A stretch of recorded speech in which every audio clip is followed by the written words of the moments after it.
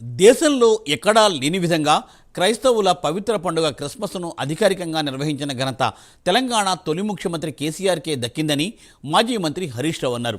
సికింద్రాబాద్లోని CSI Wesley చర్చిలో నిర్వహించిన ముందస్తు క్రిస్మస్ వేడుకల్లో మాజీ మంత్రి హరీష్ రావు ముఖ్య అతిథిగా పాల్గొన్నారు. ప్రతి మనిషిలో దయ, కరుణ, ప్రేమ భావాలు ఉండాలని బోధించిన గొప్ప వ్యక్తిగా యేసుక్రీస్తును అభివర్ణించారు. ప్రపంచంలో జరిగే పండుగల్లో అతిపెద్ద పండుగ క్రిస్మస్ అని అన్నారు. యేసుక్రీస్తు చూపిన మార్గంలో ప్రతి ఒక్కరూ నడవాలని సూచించారు.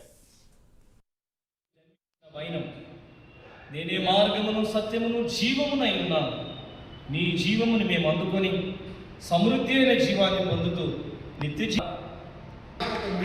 హిందువులైనా, ముస్లింలైనా, క్రైస్తవులైనా అందరినీ సమానంగా చూసినటువంటి గొప్ప వ్యక్తిత్వం కలిగిన వ్యక్తి కేసీఆర్ గారు.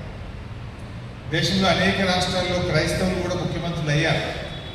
కానీ క్రిస్మస్ పండుగను అధికారికంగా రాష్ట్ర ప్రభుత్వ పండుగగా జరిపింది ఒకే ఒక్కరు, అది కేసీఆర్ గారు ప్రారంభించారు.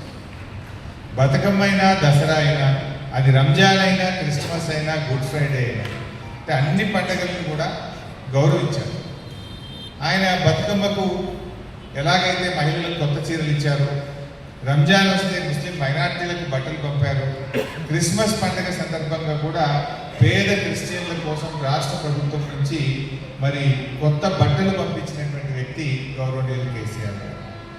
అది బట్టలు అనేది గొప్ప విషయం కాదు, కానీ మనల్ని గుర్తించింది ఈ ప్రభుత్వం, ఈ రాష్ట్రం, ఈ ముఖ్యమంత్రి గారు మనకు గుర్తించారు అనేటువంటిదే మనకు అదొక గొప్ప హానర్, అదొక గొప్ప గౌరవం.